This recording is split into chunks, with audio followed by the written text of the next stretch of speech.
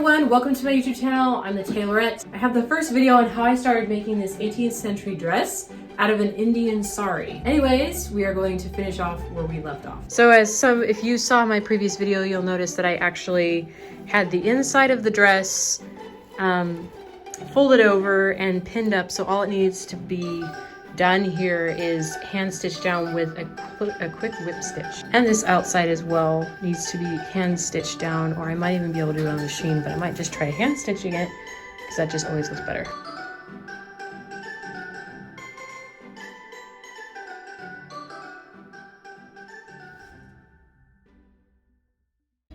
This is Mango. Say hi. He's a little bit untamed, so we're working on that, but he's getting better. So this is our new sewing buddy. You might be wondering, where did Bamboo go? I left Bamboo back in North Carolina because I just didn't want to traumatize Bamboo coming up. So Daniel and I went and picked out Mango. Just finished stitching all the way around the back and the front and taking the pins out, and I will stick it on the mannequin.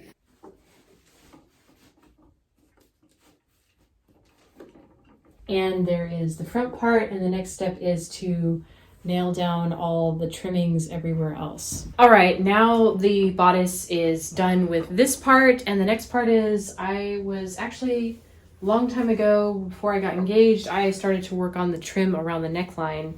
So I just have to play around with it a little bit, might do a little bit here and there. But so for starters, I'm going to take this trim that I had trimmed up in the other video and fold it behind it on both sides. And the goal is to put it around the neckline, just pressing it down to get an initial flat piece.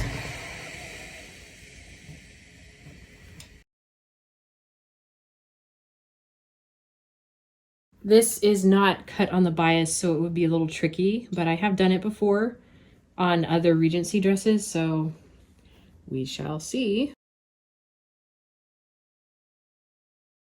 I don't know if you notice here, but because I have all this rippling going on, the key to actually flattening that out for me is making sure I even out that bubble on both sides and putting a pin in between there. And when I stitch on top, it doesn't create a pleat. I think that's how I did it on my other Regency dress. And here's a curve right here. And what I would do is I would take it like this and pin it down over here, like that. And then I would start in the middle. Pin in the middle, like that, pin in the middle, in between that side, even out the bubble on this side, kind of eyeball that, pin it again in the middle,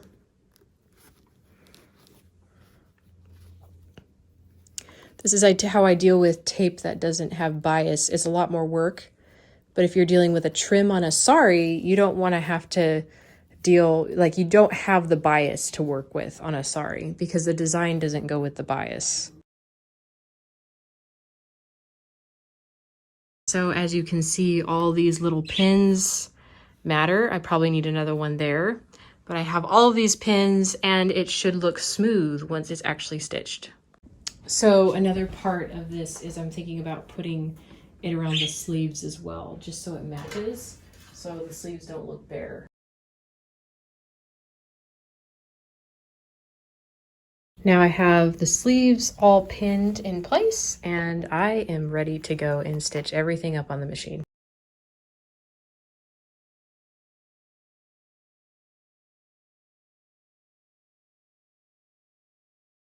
And because it's a little bit like rippled around the neckline, I just like to set it in with the iron.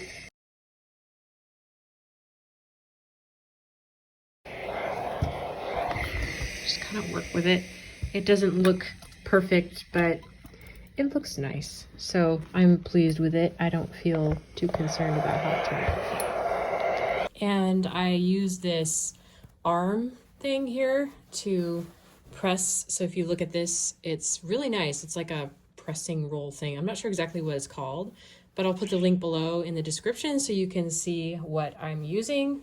And I just stick it in the arm like this. And this really helps to shape your pressing with little things like this. So it's like there's an arm in there, but you're not burning someone's arm. And I just take the iron and press down the trim so I can get some nice detailed trim here. And we have our trim finished for the bodice, and the only part I have to do on the bodice is put the hooks and eyes on the front. All right, and there you have it. Put it in better light. Here is the bodice part, and I will start working on the petticoat, which is the skirt. Okay, so there are 2 panels in this skirt.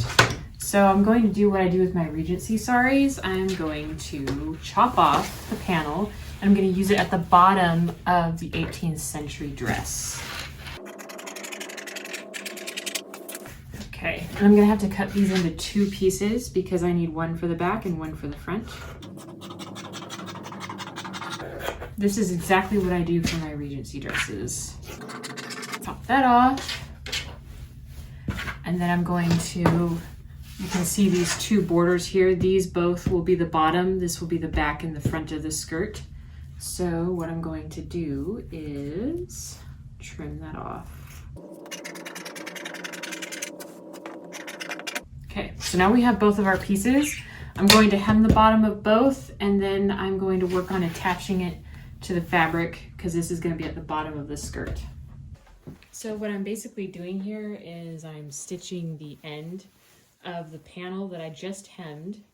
If you can see that there's the hem at the bottom and there's my panel, and I'm taking the end of the sari over here and I'm going to serge it together. You can do this with a zigzag if you want, like stitch it and then zigzag it, but I have a serger and this just works out super conveniently. So yeah, that's what I'm going to do.